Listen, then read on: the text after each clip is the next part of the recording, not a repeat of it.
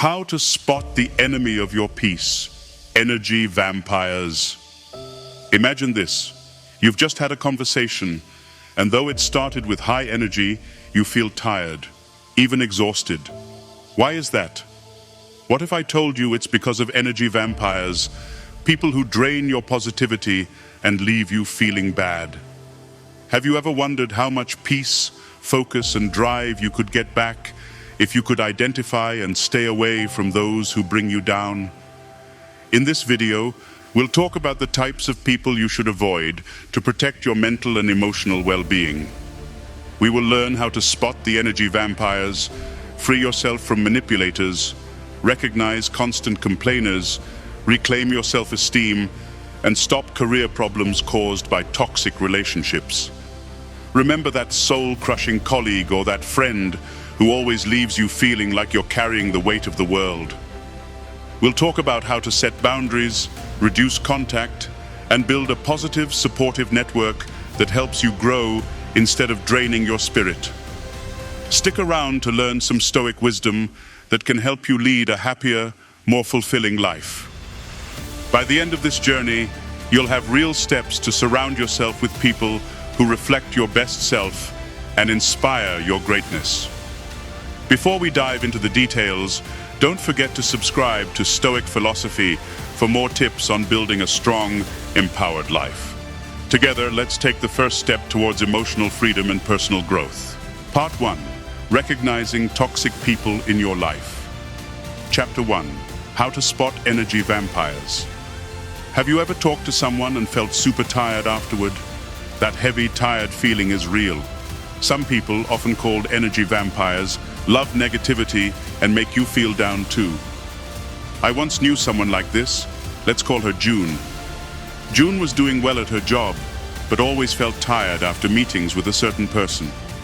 This person always complained, gossiped, and never said anything nice. This is what an energy vampire does. They take your good energy and leave you feeling tired. But how can you find these people? Energy vampires rarely say anything good. They often complain and are negative. They quickly dismiss your ideas and make you feel bad about yourself. As Epictetus wisely said, the key is to keep company only with people who uplift you, whose presence calls forth your best. Think about how much better your life could be if you could find and stay away from these energy suckers. Imagine feeling more peace, having more focus, and being more driven towards your goals. Now, let's get specific. Think about your daily interactions. Who makes you feel tired? Is there someone who leaves you feeling more exhausted than before? A friend who's always in a crisis? Or a coworker who can't stop complaining? Finding these people is the first step in protecting your mental and emotional well-being. Chapter 2. Breaking free from manipulators. Tips and wisdom. Manipulators are very good at making you doubt yourself. They twist situations to suit themselves and make you question your own mind. Have you ever felt forced to do something you didn't want to do? Manipulators often hide their true intentions with charm or fake concern. They might say, "I'm just looking out for your best interest," but their actions show otherwise. Think about a time when you doubted your decisions because someone else insisted their way was better. These are manipulation tactics that subtly control you. Seneca, the Stoic philosopher, said, "The greatest remedy for anger is delay. Before you react or agree, take a moment to think, pause, and reconsider their motives. By doing so, you can break free from their control." Chapter 3. Recognizing perpetual victims, protecting your compassion. Think of someone who always seems to be the victim, but never takes responsibility. These perpetual victims always lean on you for sympathy and support. They stop you from focusing on yourself by pulling you into their endless problems. Imagine you're trying to climb a mountain. A perpetual victim would sit at the base, crying about how the climb is impossible, wanting you to stay there with them instead of encouraging you to climb. These people often present their issues in such a way that you feel tempted to drop your own tasks to help them. Marcus Aurelius put it best, You have power over your mind, not outside events. Realize this, and you will find strength. Your compassion is valuable, but must be managed wisely. Don't let their never-ending crises cloud your mind or take your strength. By recognizing these perpetual victims, you can better protect your own well-being. Your emotional energy is precious and needed for your own growth and goals. In recognizing these types of people, energy vampires, manipulators, and perpetual victims, you will start to see improvements in your mental and emotional well-being. Remember, it's important to keep company with those who bring out your best. Part 2. The impact of toxic individuals on your life. Chapter 4. Reclaiming your self-esteem from toxic people. Let's talk about self-esteem. Have you ever felt small or unworthy after talking to someone? Imagine you start your day feeling good about yourself. Then you meet a colleague who makes fun of your work, or a partner who always points out your mistakes. These moments can make you doubt yourself and lose confidence. Think of a tree. Each negative comment is like cutting away at this tree. Over time, toxic people can weaken your confidence and make you question your abilities and worth. Marcus Aurelius, a wise man, said, "The soul becomes dyed with the color of its thoughts." This means your mind can become full of negative thoughts if you let these people affect you. What can you do? Start by remembering your worth.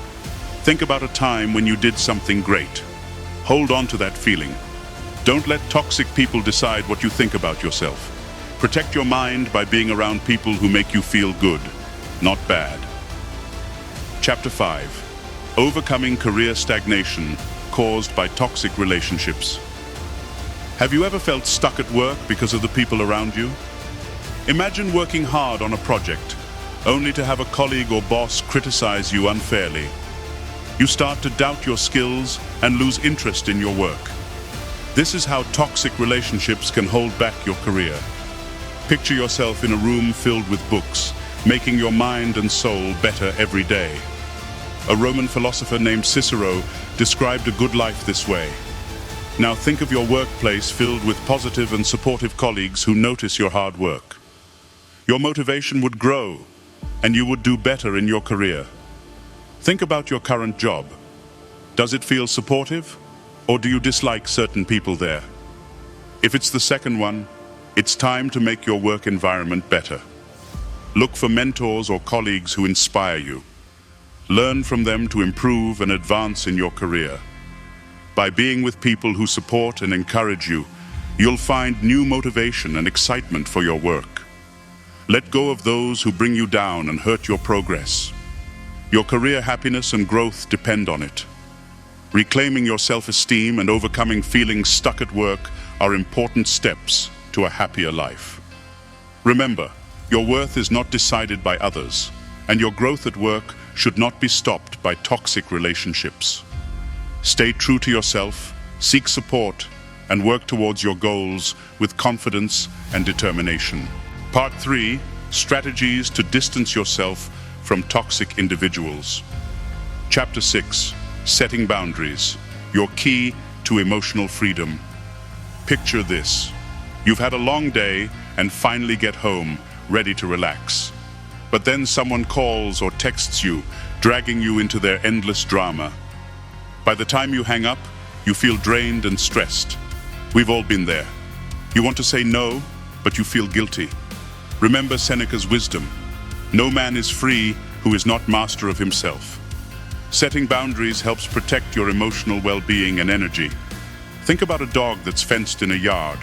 The fence isn't there to imprison the dog, it's there to protect him. You need those fences for your life too. So how do you set boundaries? Start small. Practice saying no in simple situations, like declining a dinner invitation when you're tired. It's okay to prioritize your well-being over others' expectations. Reflect on times when you agreed to do something you didn't want to. How did it make you feel? Likely, it drained you. What can you do differently next time? Be clear and firm. You don't owe long explanations. A simple, "I can't, I have other plans," is enough. Just like building muscles, the more you practice saying no, the stronger and more confident you'll become. Chapter 7. Reducing contact with toxic people. Sometimes, reducing contact with toxic people can be tough, especially if they are family or colleagues. Picture yourself in a garden. Would you let weeds overrun your plants, stunting their growth? Of course not. Toxic people are like those weeds. Marcus Aurelius said, "The best revenge is to be unlike him who performed the injury." This means keeping your peace is the best way to protect yourself. You rise above by being different. How do you reduce contact? Choose group settings over one-on-one interactions to limit their influence while remaining polite. Keep conversations short and neutral. If a toxic colleague tries to engage you in drama, steer the conversation back to work-related topics. This minimizes their impact on your mental and emotional health. Think about your current relationships. Who makes you feel better and who drags you down? Start spending more time with the uplifting people. It's like choosing nutritious food over junk food. You'll feel better in the long run. By reducing the time and energy you give to toxic individuals, you'll have more for yourself. You can focus on what matters, your goals, your happiness, and the people who truly care about you. In setting boundaries and reducing contact with toxic people, you regain control over your emotional well-being. Your time and energy are valuable. Spend them wisely and watch your life transform into one filled with more joy, confidence, and purpose. Part 4. Building a positive, supportive network. Chapter 8. Finding uplifting individuals. Create your support circle. Imagine coming home from a long day at work. You're tired, but a friend calls, shares a happy story, and asks about your day. After the call, you feel refreshed and not alone. Surrounding yourself with positive people is very important. Think of your life as a garden. You need sunlight, water, and good soil to grow. Positive people are that sunlight and water. They celebrate your successes and help you when you need it. Remember Aristotle's belief, friendship is essentially a partnership. This means you need friendships where you both give and receive support, leading to mutual growth and happiness. Look around your life. Who leaves you feeling encouraged and inspired? Is there a friend or a mentor who always supports you? Try to spend more time with them. You'll notice how your mood and mindset improve. Start small. Reach out to someone who makes you feel good. Share your goals with them. Listen to their advice and encourage them too. By doing this, you're building a circle that lifts you up rather than pulls you down. Chapter 9. Discovering mentors. Guide your path to success. Imagine a time when you felt lost, unsure of your next step, and a wise friend or mentor gave you advice that clarified everything. Seneca once said, "Associate with people who are likely to improve you." A mentor can be this person in your life, helping you achieve your dreams with their wisdom and guidance. Who inspires you at work or in your personal life? This could be a colleague, a friend, or even someone you admire from afar. Reach out to them. Ask for their guidance. Most successful people are happy to share their knowledge and experiences. Maybe you're afraid of asking for help. Remember, everyone started somewhere, and most mentors understand the importance of guidance. Whether it's career advice or personal development, a mentor can show you the way to your goals. Think back to someone who impacted your life positively. How did they help you? Now imagine having someone like that consistently guiding you. It's a game changer. Chapter 10. Building and sustaining supportive relationships. Strong relationships don't just happen. They require effort. Imagine a rope bridge. Each rope represents a conversation, an act of kindness, or a shared experience. The more ropes, the stronger the bridge. Marcus Aurelius said, "The happiness of your life depends upon the quality of your thoughts." Good relationships improve those thoughts. Consider your friendships and family connections. Do you regularly check in with them? Share your dreams and challenges with the ones who uplift you. Offer support when they need it. This back and forth builds strong, lasting relationships because you know you have someone in your corner. Think of a time when a friend helped you out of a tough spot. How did it make you feel? Now imagine being that friend to someone else.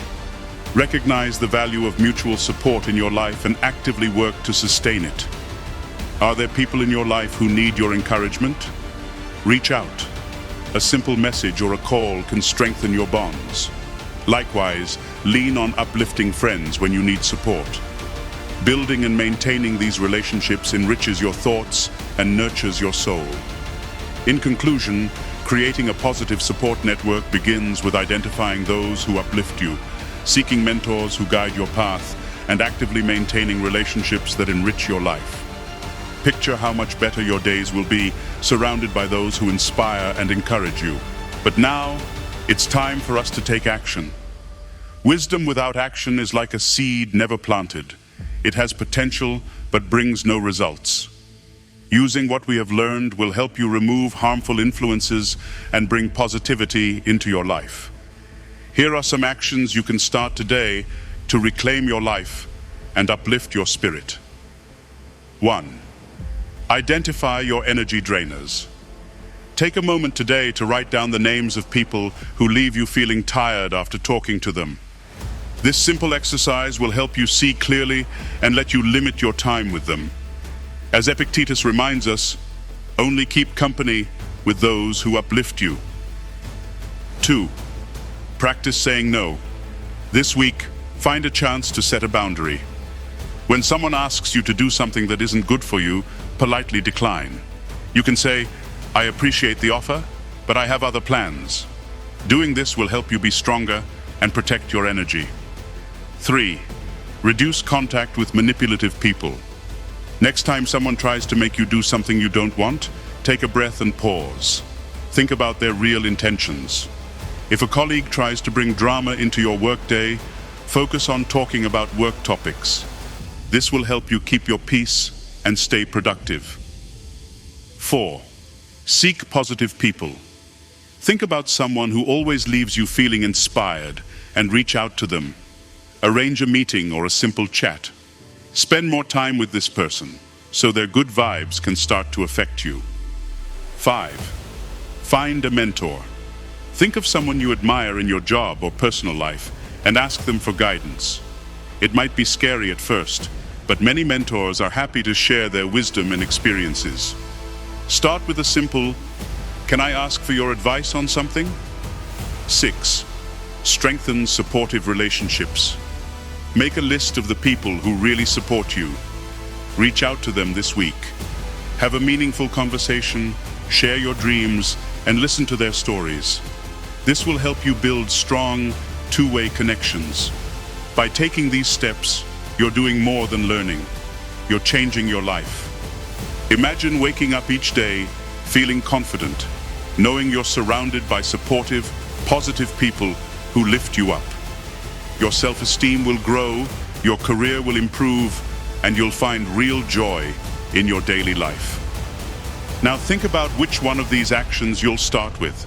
Share it with us in the comments below. Telling us will help you stay committed, and we'd love to hear about your journey. Thank you for being part of our Stoic Philosophy community. Make sure to subscribe so you don't miss our next video. We aim to turn wisdom into real, life-changing actions. Don't miss out on valuable insights that help you become the best version of yourself, from where you are now to where you want to be.